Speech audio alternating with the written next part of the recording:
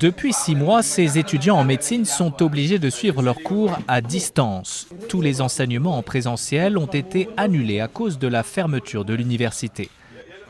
Alors, à l'approche des examens, ils sont nombreux à s'inquiéter. Les séances de TP et de TD, nous ne pouvons pas les faire. Donc les étudiants ne seront pas à faire les manipulations. Déjà, ça, c'est un grand handicap. Au début, je pouvais dire que l'université était fermée donc pour réparer les dégâts qui sont comme ça. Mais actuellement, je ne comprends pas. Je ne comprends pas. Je me dis que la seule raison de la fermeture, c'est une cause politique. L'université Cheikh Anta Diop de Dakar a fermé ses portes le 2 juin. La veille, de violentes émeutes y avaient éclaté après la condamnation à 2 ans de prison de l'opposant Ousmane Sonko. Des véhicules avaient été incendiés et plusieurs salles de cours saccagées.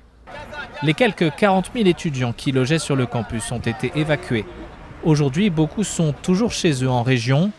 D'autres ont dû trouver un emploi pour pouvoir rester à Dakar. C'est le cas de Nassir Outiam qui travaille dans cette bijouterie.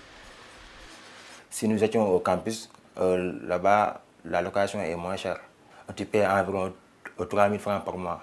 Alors que moi, par exemple, j'habite à Médina. Là-bas, j'ai loué une chambre à hauteur de 90 000 francs par mois. Donc seulement ça, avec ma bourse, je ne pouvais pas me permettre de louer une chambre à cette somme-là.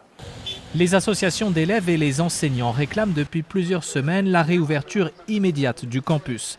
De nombreux dégâts ont été réparés, mais les autorités expliquent que les conditions de sécurité ne sont toujours pas réunies. Il y a la nécessité désormais d'identifier les personnes qui vont fréquenter le campus social, aussi bien les étudiants que les usagers.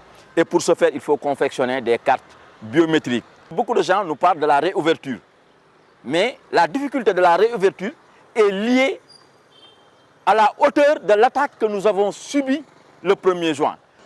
Selon le ministre sénégalais des Finances, le coût total des réparations à l'UCAD pourrait s'élever à 10 milliards de francs CFA, soit 15 millions d'euros.